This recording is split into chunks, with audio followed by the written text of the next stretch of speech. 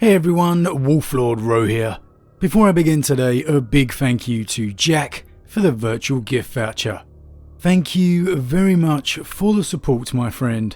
It is truly appreciated. Thank you. But on to today. And so Angron week rumbles on. So far we have covered how Angron's time as a slave and meeting with the Emperor has shaped the Primarch that we see. And today, we take a look at the Primarch's relationship with his Legion. Spoiler warning to begin, the events we are discussing today are from the Horus Heresy Primarch novel Angron, Slave of New Syria by Ian St. Martin. As always, I really recommend you read the story for yourself first, as that's the best way to enjoy the lore for yourself. Not only that, we help to support the great Games Workshop and Black Library, because without them, we don't have this amazing lore to talk about. I will put a link in the description as always. But with that said, let's just jump straight in. Now, as we saw briefly yesterday, Angron's reunion with his Legion was anything but a joyous occasion. Many World Eaters, or Warhounds as they were then known, died at the hands of his rage, the nails screaming in his mind at what he deemed his capture. So to say Angron was not the Primarch his sons expected wouldn't exactly be an understatement.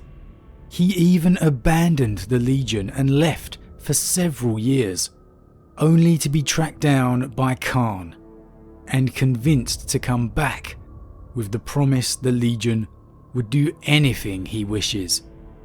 Now it was upon the Imperial world of 9315, Gehenna, where things truly came to a head. With the world having gone silent and not sending its tithes to Terra, the legions were called to investigate. Unfortunately for Gehenna, the Eater of Worlds was the closest to answer. With initial discussions failing, it became clear the planet must be brought back under control, and so Angron issued the same order he always did. 31 hours. The Legion had 31 hours to achieve complete and utter victory, or face the wrath of the Primarch. The same amount of time he and his fellow slaves took to burn the city to the ground. But despite their warrior superiority, the sheer weight of numbers against them prevents victory within the time limit allowed. Captain Mago choosing to aid his beleaguered brothers, rather than pressing the advantage, knowing full well that saving their lives would be for naught on their return to the Conqueror. With the countdown over, the World Eaters withdrew from battle and returned to the fleet, forming aboard the Conqueror, awaiting the Primarch's judgment. And they know full well the price it will be. Despite dreading the Primarch's arrival, they still can't help having their breath taken away as he enters the room. He's not just a Primarch, he's their Primarch. But the awe soon evaporates, with the first word out of the Primarch's mouth: failure. And then he utters one simple passage that truly encapsulates everything Angron has become. I told you to kill them all.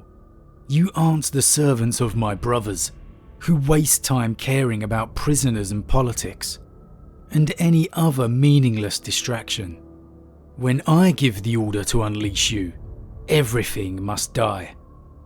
Men, women, old, sick and dogs. Everything. Total extermination. And nothing less.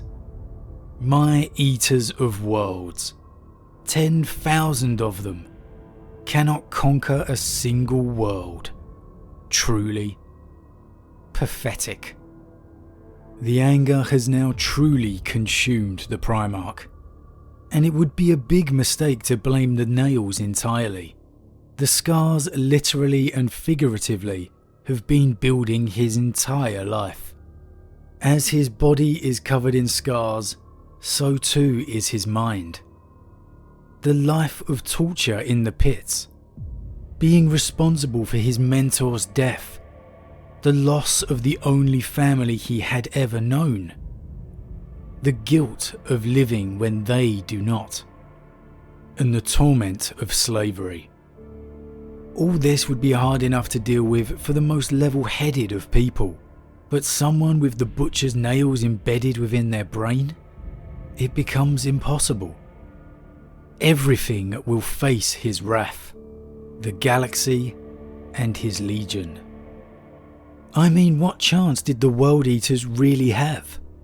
They were trying to live up to ghosts, to measure up against the family who died to achieve freedom. There was no way they could please their Primarch. And so, they died for it. The cost of their failure: decimation. As we have seen before with Perturabo before him, the Primarch orders decimation of the Legion. 1 in 10 of the Marines are to be killed. The difference is with Angron, is that he orders decimation each and every time the Legion does not meet his countdown. The World Eaters bled to try and appease a father who couldn't love them. And this brutal circle repeated itself over and over again until they could take no more. Captain Mago finally reaching his breaking point of seeing loyal sons of the Emperor die to sate their Primarch's bloodlust. No. Every eye fell upon Mago before he had even realised it was he who had spoke. Angron rounded on him, closing the distance between himself and the Centurion in 3 bounding strides. The Primarch towered over his son, blood-laced spittle bubbling from the lipless gash of his mouth. No? On Quadra knee, said the 18th Captain. It took more than 1 Nucerian day to achieve conquest, and by your command, we killed ourselves. And we did it again at Brujo, and Holu, and Tricoton, and Cestus IV. Our blades are soaked in the blood of brothers, our own kin, for no reason other than to slake your wrath. Spilled.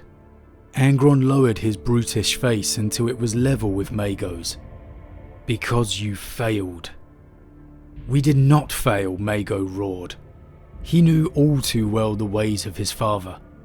He knew that he could measure the remainder of his life in moments. But he no longer cared about what would happen to him. He would have his say, in front of all of his brothers, before Angron tore him apart.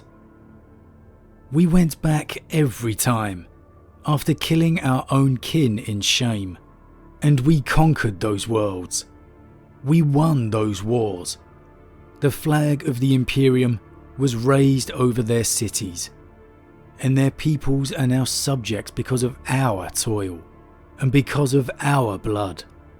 Mago looked his father in the eye, and here we stand now, given the order that those of our brothers who have fallen with honour today must be joined by ones who will fall in disgrace. No, he shook his head. No more. Mago perfectly symbolises the warhounds of old here, recoiling at what the World Eaters become. Half the Legion, blindly following the every word of their Primarch. Half desperate to take Angron before the Emperor, so he might remove the butcher's nails. And how different things might have been had that happened.